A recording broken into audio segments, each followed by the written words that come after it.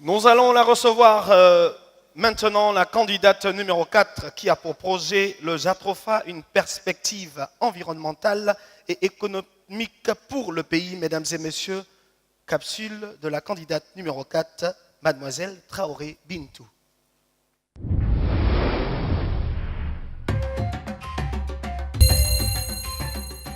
Bonsoir.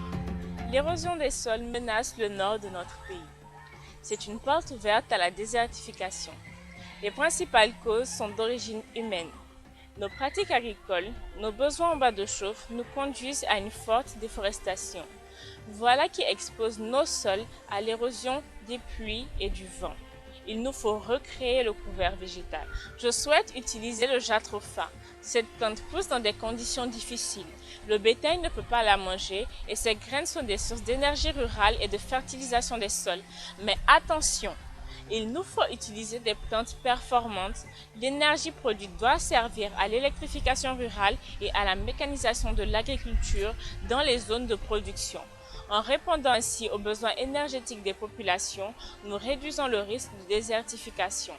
Pour mettre à bien ce projet, je veux travailler avec un centre de recherche et de développement qui pourra garantir des résultats et donner une formation complète aux populations.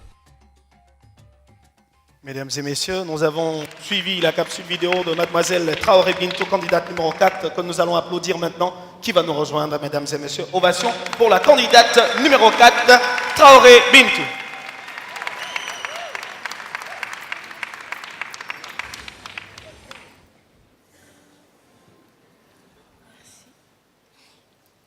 Mademoiselle Traoré, vous avez voulu faire le JATROFA comme sujet, qui n'était pas du tout un sujet facile, qui a été très polémique il y a quelques années de ça.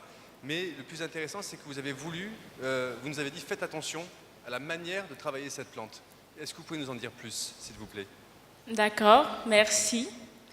Déjà, je tiens à dire que le JATROFA est un sujet assez difficile à traiter. Les précurseurs qui ont voulu travailler le JATROFA ont fait 3 erreurs qui aujourd'hui, heureusement, me servent de conseil. Premièrement, les graines que nous allons choisir doivent être de la meilleure qualité possible, afin que les plantes que nous allons avoir puissent être à la hauteur de nos espérances. Ensuite, l'huile de JATROFA que nous allons produire doit servir à l'électrification rurale et à la mécanisation de l'agriculture et non pas à une exportation.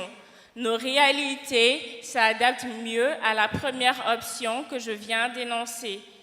Troisièmement, il faut penser à assurer la sécurité alimentaire et ne pas la laisser au détriment de la sécurité énergétique.